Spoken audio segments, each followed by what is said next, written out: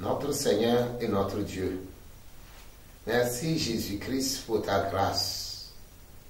Merci pour le message que nous allons attendre. Merci Jésus parce que tu vas parler à ton peuple. Saint-Esprit, viens. Parle à ton peuple, Seigneur. C'est toi qui es la parole. Parole de Dieu, parle. Parole de Dieu, révèle-toi. Parole de Dieu, convainc les cœurs. Parole de Dieu, délivre, guérit et magnifie le grand nom de Jésus-Christ dans le monde. Au nom de Jésus, nous avons prié. Amen. Notre étude que nous allons faire aujourd'hui a pour titre le chemin du Christ. Dans Jean 14, le verset 6, le Seigneur Jésus-Christ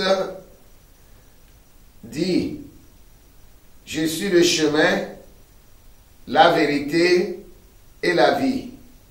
Nul ne vient au Père sans passer par moi.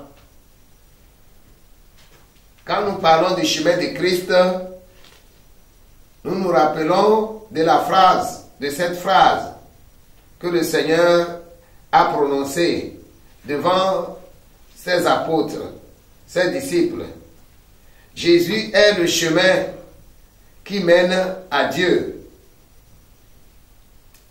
C'est ce que Jésus-Christ lui-même il a dit. Et à travers la lecture de la Bible, nous comprenons que c'est le plan que Dieu a tracé pour venir au sein de l'humanité. Bon, donc, le plan. Et nous lisons que Jésus lui-même, il a dit qu'il est le chemin. Comment est-ce qu'on peut emprunter son chemin? C'est en faisant quoi que l'on peut emprunter ce chemin-là? Jésus-Christ est un homme qui est venu dans le monde. Un homme comme nous dans le monde. Comment est-ce qu'il peut dire qu'il est le chemin? Jésus-Christ est le chemin qui mène à Dieu. À travers sa vie, son ministère et sa mort, nous voyons que Christ a fait des choses qui sont au-dessus des hommes, au-dessus de l'être humain. D'abord, il est né miraculeusement. Et il a vécu une vie miraculeuse. Tous les livres de toutes les religions en parlent. La façon dont Jésus-Christ est mort et la concordance des événements, l'orchestration des événements, que ce soit sa vie, que ce soit sa mort, que ce soit la descente du Saint-Esprit et la coordination de tous les événements qui ont été prédits dans la Bible par rapport à ce qui est arrivé à Jésus-Christ, nous montre que celui-là, il est vraiment un homme surnaturel. Donc, il est venu dans un programme, dans le programme du Dieu Tout-Puissant qui a annoncé d'avance qu'il viendra dans le monde. Donc, à la fin de son ministère, le même Seigneur nous dit, nous lisons dans Jean 21, le verset 22, que Jésus a dit à l'un de ses serviteurs, l'un de ses disciples, du nom de Pierre: toi, suis-moi. Toi, suis-moi. Après avoir dit qu'il est le chemin, il dit à celui-ci, à ce disciple que suis-moi. Toi, suis-moi. Comment peut-on suivre Jésus-Christ? Nous allons examiner la parole. Le premier pas pour suivre Jésus, il faut examiner maintenant comment, tel que nous avons dit, c'est Dieu Tout-Puissant qui est devenu un homme. C'est Dieu Tout-Puissant qui est devenu un homme et qui a habité parmi les hommes. Dans notre première lecture, nous allons lire Hébreux chapitre 1, verset 1 à 3. Hébreux chapitre 1, le verset 1 à 3. Après avoir autrefois à plusieurs reprises et de plusieurs manières parlé à nos pères par les prophètes, Dieu, dans ces derniers temps, nous a parlé par le Fils qu'il a établi héritier de toutes choses, par lequel il a aussi créé le monde, et qui, étant le reflet de sa gloire et l'empreinte de sa personne, et soutenant toutes choses par sa parole puissante, a fait la purification des péchés et s'est assis à la droite de la majesté divine dans les lieux très hauts. Dieu, après avoir autrefois parlé à nos pères à travers plusieurs révélations, dans ces derniers temps, nous a parlé par le Fils. Donc, ici, la Bible nous dit que Dieu a parlé à travers Jésus-Christ. Jésus-Christ est la venue de Dieu au sein de l'humanité. Jésus-Christ est la venue de Dieu au sein de l'humanité. Voilà.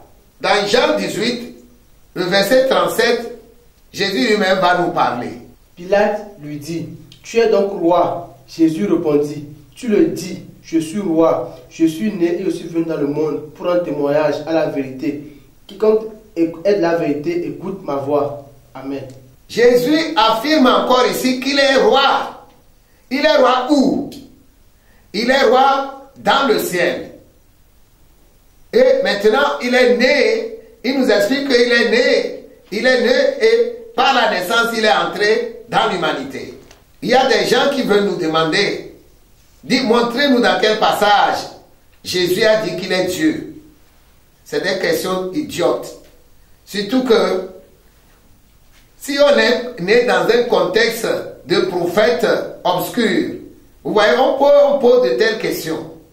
Parce que Dieu est un Dieu sage. Et Jésus-Christ, étant venu dans le monde, examinez les paroles de Jésus-Christ. Si vous examinez ces paroles, il n'est pas arrogant, il n'est pas vantard, c'est écrit, nous allons arriver à cela. Donc, les gens qui sont de moralité quelconque, ils disent qu'il fallait que Jésus dise, je suis Dieu, je suis Dieu, je suis Dieu, craignez-moi, adorez-moi. Mais Jésus ne va pas faire cela. Il n'est pas un Dieu quelconque. Et nous connaissons des dieux quelconques. Donc Jésus dit, je suis né, je suis roi, je suis né dans le monde et je suis venu pour rendre témoignage à moi-même. Il a déjà affirmé, c'est que voilà, comment quelqu'un va rendre témoignage à lui-même. Il a dit, je suis roi. Oui, il est roi, dans le ciel il est roi. Et il est venu au sein de l'humanité pour parler de lui-même. Bien-aimés dans le Seigneur, vous qui êtes les bien-aimés de Dieu, vous êtes appelés à comprendre la parole. Donc, Jésus-Christ est roi. Mais comment nous allons le suivre? Je répète ma question, comment on va suivre Jésus-Christ? S'il est le chemin qui mène au Père, et tout le monde, personne, même quelle que soit ta religion, tu ne voudras pas aller en enfer un jour. C'est pourquoi les gens sont dans les religions. Bon, maintenant, quelle que soit ta religion, tu cherches à aller à Dieu. Tu cherches à aller au Père. Et Jésus-Christ nous dit qu'il est venu du Père. Et donc, qui veut aller au Père doit passer par lui. Il est le chemin. Et nous sommes ici pour poser la question. Nous nous disons comment alors suivre le chemin, puisque c'est un homme. Comment on va suivre? Est-ce que c'est une religion? Je vais rentrer dans une religion pour suivre Jésus-Christ? Donc, nous allons arriver et répondre à cette question. Le premier pas pour suivre Dieu, c'est l'humilité. Comme Dieu lui-même, nous venons de dire que Dieu nous a parlé par le Fils. Il est venu dans le monde au travers du Fils. Dieu est devenu un être humain pour venir au sein des êtres humains, pour se révéler aux êtres humains, afin que les êtres humains l'observassent et le suivent. Bien-aimés dans le Seigneur, nous devons nous aussi devenir. Nous devons devenir quoi? Nous devons devenir des fils de Dieu. Nous devons devenir des enfants de Dieu. Les enfants de Dieu, c'est-à-dire que nous devons vraiment nous donner, nous devons nous donner à Dieu. Comme Dieu s'est donné pour devenir un homme, nous aussi nous devons nous donner pour devenir des enfants de Dieu. Le deuxième pas que je dois lever aussi pour suivre Jésus, je dois être irréprochable. Je dois être irréprochable. C'est ce que nous venons de dire. Être enfant de Dieu. Quelqu'un va me dire pourquoi être enfant de Dieu. Il y a des gens qui se moquent, qui disent être enfant de Dieu. Être enfant de Dieu, ça veut dire quoi? Être enfant de Dieu, c'est quelqu'un qui a déposé le monde. Tu dois déposer le monde. Et militer pour la vie future. On dit que tu es en train d'anticiper le futur. Tu anticipes l'avenir. Tu anticipes le monde qui vient. Donc tu dois déposer le monde et commencer par anticiper la vie du ciel. Donc, en faisant cela, tu as fait le deuxième pas. Et tu vis donc en conséquence. C'est-à-dire que tu es irréprochable. Tu fais un effort pour être irréprochable. Le troisième pas, tu dois être courageux, inoffensif. Courageux parce que tu auras des ennemis que tu vas combattre. Mais avec ces ennemis, tu ne dois pas blesser ces ennemis-là. Tu dois être inoffensif. Ce serait un combat dans lequel tu es appelé à être inoffensif. Et alors, comment est-ce que tu vas combattre ces ennemis? Tu vas les combattre. Nous en parlerons. Tu vas les combattre, mais tu dois être inoffensif. Tu dois être courageux pour ne pas relâcher le combat. Alléluia. Le quatrième pas, c'est que tu dois avoir fait ta victoire de base. Tu dois avoir fait ta victoire de base. Donc, nous lisons Matthieu 3, verset 13. Matthieu 3, le verset 13. Alors Jésus vint de la Galilée au Jourdain vers Jean pour être baptisé par lui. Alors Jésus vint de la Galilée. Jésus vint de la Galilée au Jourdain pour être baptisé par Jean. C'est ce que nous appelons la victoire de base. La première victoire. Quand on fait le pas, on commence par suivre le Fils de Dieu. La première victoire que l'on doit remporter sur le diable, c'est celle-là de quitter là où tu es, de quitter ta tradition, de quitter ton peuple, de quitter ton ethnie, ton pays, ton peuple, pour essayer de suivre le peuple du ciel. Essayer de suivre Dieu qui est au ciel, par la foi. Jésus-Christ, à un moment donné, il était né comme un être humain. Il a grandi comme un être humain. Il a appris la langue parce qu'il doit parler. Il va exercer un ministère. Le temps est arrivé de commencer le ministère. Et alors, il s'est levé pour aller commencer le ministère par là où il doit le commencer. C'est cela que nous appelons la victoire de base. La victoire de base, lorsque tu es chrétien, pasteur, missionnaire, prophète, et tu n'as pas fait la victoire de base, tu ne peux pas arriver là où tu vas. Tu ne peux pas arriver là où tu vas. Et dites-moi, l'on peut, Jésus pouvait se lever pour venir au Jourdain, mais sans toutefois venir de tout son cœur. Mais il va suivre quelqu'un, comme les gens y vont pour recevoir leur baptême, ils pouvaient suivre quelqu'un pour aller faire ça comme ça. Mais c'est de ça que nous parlons. Si quelqu'un est entré au sein des brebis de Dieu, sans avoir fait la victoire de base, mon frère et ma soeur, il n'y aura pas la chose. Il sera chrétien, mais il n'aura pas la chose qui est dans l'église. Il n'aura pas cela. Il ne peut jamais devenir enfant de Dieu. Il ne peut jamais être né de Dieu. C'est ça qui est le problème de l'église aujourd'hui. Les gens ne sont pas passés par la porte, mais ils sont passés par des fenêtres. Bien-aimés dans le Seigneur, la victoire de base. Qu'est-ce que la victoire de base? Nous l'appelons engagement.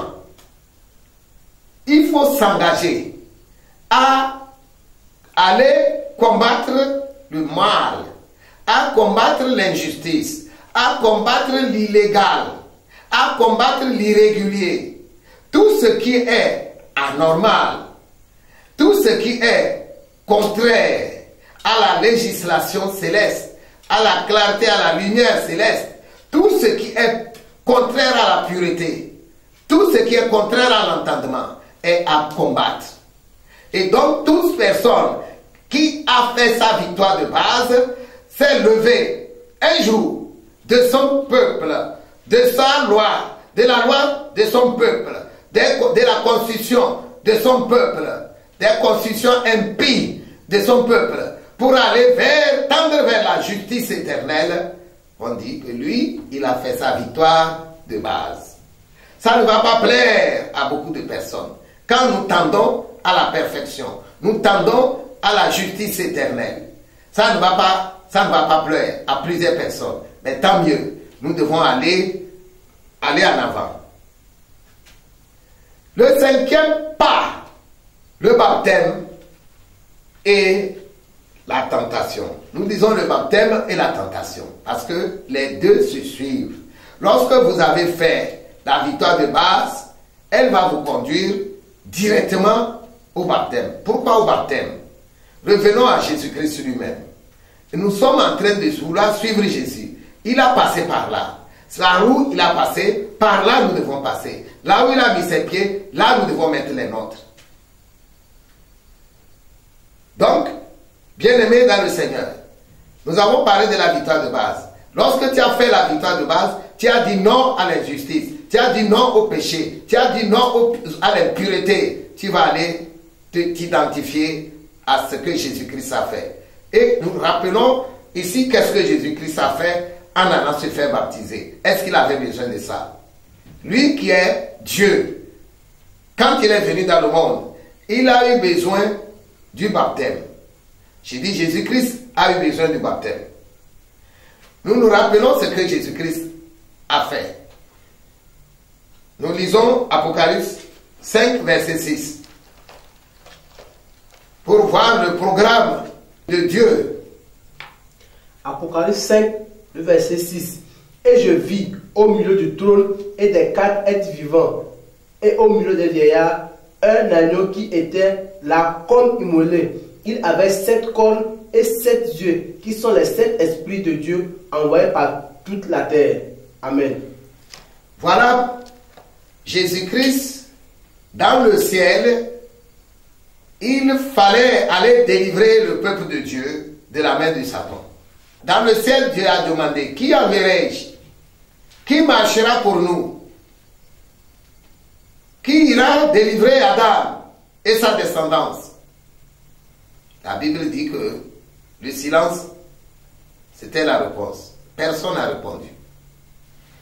Et quand personne n'a répondu, le Fils de Dieu a dit, j'irai. Voici, je viens pour faire ta volonté. Je viens pour faire ta volonté. Et il dit que je viens avec le livre qui a été écrit pour moi. Le livre, le rouleau qui a été écrit pour moi. Parce que toi, Seigneur, tu n'as pas voulu des holocaustes. Tu es fatigué des holocaustes et des sacrifices. Et tu m'as formé, moi, Jésus, tu m'as formé un corps. Et je donne mon corps. Je viens pour donner mon corps. Et le Père dit, bon, voilà, Jésus, tu vas aller, et bien, tu vas faire ceci pour que cela te serve d'entraînement, d'initiation, pour que tu matérialises bien notre plan que tu vas déployer aux yeux de toute la création. Et donc, Christ a été fait agneau, il s'est fait agneau, et il a vu tout ce que le Père lui a fait faire. Donc, l'agneau que nous voyons ici, au milieu du trône, ce n'est rien d'autre que Jésus-Christ. Cet agneau que nous voyons ici était rien d'autre que le Christ lui-même. C'est le plan pour délivrer les êtres humains. Christ, tu vas venir dans le monde, mais tu devras apprendre à devenir agneau. Parce que celui, l'homme fort qui est là-bas, sur la terre, c'est un violent, c'est un colérique, c'est un tueur. Tu vas aller chez eux. Tu vas délivrer mon peuple. Mais je te dis, la seule façon pour vaincre la mort, c'est de devenir un agneau parfait, sans tache. Et Jésus a pris la formule. Il a compris, il a accepté ce que le Père lui a dit. Devenir un agneau, sans défaut, très calculé, très réfléchi, et venir dans le monde. Alors, l'agneau était comment? Il était comme immolé. L'agneau était comme immolé. Écoutez, beaucoup ont enseigné que Jésus était déjà mort dans le ciel avant de venir. Et c'était, l'agneau a été immolé. Écoutez, dans le ciel, on ne meurt pas. Dans le ciel, il n'y a pas la mort. Comment Jésus peut-il mourir dans le ciel? Est-ce que nous avons bien lu la Bible? La Bible dit que l'agneau était comme immolé, mais il n'est pas immolé. Il n'est pas immolé pour dire même que l'agneau est mort. L'agneau de Dieu n'est pas mort. Jésus était simplement comme immolé. Dieu a fait cela pour que Christ se rappelle. Christ se rappelle. Bien-aimé dans le Seigneur. Et quand Jésus-Christ a quitté le ciel, il a bien maîtrisé la leçon. Maintenant arrivé, il a attendu 30 ans. La 30e année, selon Luc 3, 23, la 30e année, Luc 3, 23. Jésus avait environ 30 ans lorsqu'il commença son ministère, étant comme on le croyait, fils de Joseph, fils d'Élie. Jésus avait 30 ans quand il a commencé le ministère. Et pourquoi a-t-il attendu 30 ans? Il fallait qu'il entre dans la loi du Lévitique qui dit que tout lévite va prendre fonction à l'âge de 30 ans. Jésus-Christ a commencé par avancer. À l'âge de 30 ans, il s'est levé, il a commencé par marcher pour venir au Jourdain. C'est ça que nous appelons la victoire de base. La victoire de base est tellement importante. La victoire avant le baptême. On ne peut pas baptiser quelqu'un quand il ne comprend pas avant d'arriver. Il doit comprendre ce que c'est que le baptême. Il doit comprendre l'enjeu. Vous voyez, on a enseigné aux gens. On les a enseigné le Saint-Esprit, les dîmes, les offrandes, avant de les amener au baptême. Ce n'est pas de ça que je parle. On doit enseigner à celui qui veut prendre le baptême la connaissance de Dieu. Lui qui disait que, dans le cantique de Zacharie, donc la connaissance du salut. La connaissance du salut. Luc chapitre 2. Nous devons apprendre aux gens la connaissance du salut. La connaissance du salut. Alléluia. Mais si vous lui enseignez la dîme et les offrandes, la liturgie de l'église, qu'est-ce que ça va le servir? Voilà pourquoi nous avons des fornicateurs. Ils sont entrés dans l'église et c'est la liturgie qu'on leur a enseignée. Mais ils ne connaissent pas Dieu. Ils ne connaissent pas Dieu. C'est la crainte de Dieu qu'on va enseigner. C'est la connaissance de Dieu qu'on va enseigner. Avant que la personne, vous testez ensuite la personne pour voir si elle a commencé la victoire de base. Elle a commencé par faire la guerre. Sans le baptême, est-ce qu'elle a commencé déjà par déclarer la guerre à Satan? Bien aimé dans le Seigneur. Et quand je dis Satan, c'est le péché. Le péché qui vient vers vous. Ce qui est péché doux qui vient vers vous. Ce qui attire l'homme. C'est ce que nous appelons le péché doux. Qui vient vers le nouveau converti. Est-ce qu'il a déclenché le combat?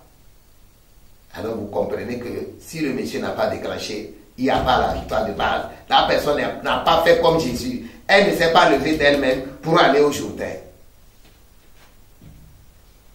Dans le baptême, c'est déclarer la guerre au diable. Se lever pour aller au baptême, c'est le commencement de notre engagement. Bien aimé, et c'est deux choses différentes. Maintenant, quand la personne arrive à l'eau du baptême et que vous la baptisez, vous, premièrement, vous l'avez amené à accepter l'engagement de Jésus-Christ dans le ciel. Regardez, Jésus est venu dans le ciel, on lui a dit de faire comme un agneau immolé. Faire comme. On n'a pas tué Jésus dans le ciel, non. On l'a dit de faire comme un agneau. Jésus n'est pas un agneau. Il est Dieu lui-même. Il a fait tout ça là comme. Il est comme.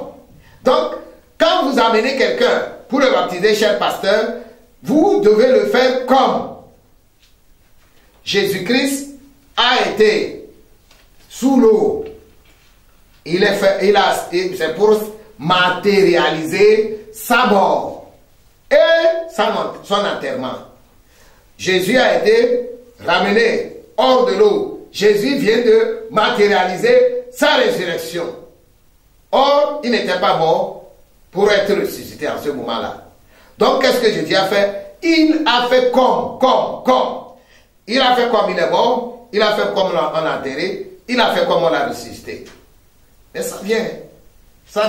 Dieu n'est pas pressé. Il fait les choses pas à pas. Ceci c'est pour préparer Jésus-Christ. C'est un intercalaire entre son engagement dans le ciel et sa mort future sur la croix. Il faut ces événements. Bien aimé dans le Seigneur. Quelqu'un m'a dit que le diable est tellement très sage, moi, oui. S'il est très sage, non, mais il devait quand même comprendre tout ce que Jésus entendait. Jésus n'avait pas parlé en parabole. Il parlait clairement. Il disait, je serai mort, et je serai enterré. On va se moquer de moi, mais le troisième jour, je ressusciterai. Alléluia. Mes amis, bien-aimés dans le Seigneur, toute personne qui est colérique, même si vous lui dites, regarde, c'est un serpent sur ton pied, il ne va pas entendre. Quand il est sous la colère, le colérique ne remarque jamais sa mort. Il ne remarque jamais ses erreurs. Il ne remarque jamais qu'il est en erreur, qu'il est même en danger. La plupart des accidents sur la route sont causés par la colère. Bien-aimés dans le Seigneur. Qu'est-ce que j'ai dit? Satan n'a pas su tout ceci. Jésus reprenait ce qui va arriver. Mais il n'a pas su. Même les apôtres n'ont pas aussi compris. Alors que Jésus-Christ a répété sa mort plusieurs fois dans la Bible. Bien-aimés dans le Seigneur. Qu'est-ce que nous sommes en train de dire? Jésus a fait comme il est un agneau immolé, enterré et qui a ressuscité. C'est ça que nous devons aussi faire en suivant Jésus. Quand nous disons que nous suivons Jésus, nous devons emboîter ses pas, sans erreur, sans extrapoler certains pas parce que nous sommes plus pressés. Nous ne devons pas sauter. Nous devons suivre les étapes de la croissance ou de la maturité de notre foi. Bien-aimés dans le Seigneur. Alors Jésus a été baptisé. Quand Jésus-Christ a été baptisé, nous lisons Matthieu 3, 17. Matthieu 3, 17. Et voici une voix fit entendre des cieux ces paroles. Celui-ci est mon fils bien-aimé, en qui j'ai mis toute mon affection. Quand Dieu a prononcé cette parole sur Jésus-Christ, après, tout juste après le baptême, ça va créer des problèmes. Au fait, Dieu était joyeux. Dieu est content de trouver quelqu'un enfin sur la planète Terre qui va venger son fils Adam. Bien-aimé dans le Seigneur. Dieu était content, n'est-ce pas, d'avoir trouvé qui? D'avoir trouvé un dernier Adam. C'est pourquoi nous lisons dans 1 Corinthiens 15, le verset 45. 1 Corinthiens 15, le verset 45. C'est pourquoi il est écrit, le premier homme, Adam, devint une âme vivante. Le dernier Adam est devenu un esprit vivifiant. Le premier Adam, c'est Adam qui a pour femme Ève. C'est les premiers hommes que Dieu a placés sur la terre. Les premiers hommes. Et celui-là a été humilié par Satan. Et par là, Satan a usurpé la place d'Adam et Ève. Et il a régné depuis la création jusqu'à Jésus-Christ. Sans partage. Sans partage. Et depuis ce temps-là, on n'a plus trouvé un humain. Mais il n'y avait que des humanoïdes qui peuplaient la planète Terre. Bien-aimés dans le Seigneur. Des humanoïdes. Vous imaginez les hommes. Regardez aujourd'hui comment le péché a rempli le monde. Les hommes ont abandonné leur propre nature, comme dit la Bible, pour s'enflammer les uns pour les autres, commettant à des abominations au sein de l'humanité. Et c'est ça qui est légal aujourd'hui. Et l'Amérique est derrière ça. Les Occidentaux sont derrière ça, punissant tout pays africain qui refuserait cette dénaturation de l'Afrique. Souillons notre continent. Je dis souillons notre continent pour pouvoir mieux régner sur nous. Bien-aimés dans le Seigneur, vous comprenez la chose, n'est-ce pas? Au pays des aveugles, les borgnes sont les rois. Alors, ces messieurs, ils savent que en matière d'immoralité, ils seront champions. Donc, si nous restons attachés à la justice, ils ne pourront pas régner sur nous. Donc, ils vont nous communiquer le mal pour endiguer la chute qui les attend. Bien-aimés dans le Seigneur. Mais là, le Seigneur n'est pas idiot. Le Seigneur est Jésus. Le Seigneur est sage. Le Seigneur est tout-puissant. Il va faire retomber leur méchanceté sur leur tête très bientôt. Bien-aimés dans le Seigneur. Nous disons que dès que le ciel a dit, Jésus, toi tu es mon fils bien-aimé, en qui j'ai mis vraiment toute ma joie, le diable est devenu jaloux. Satan est devenu jaloux. Il a froncé sa mine. Et surtout, il a ricané.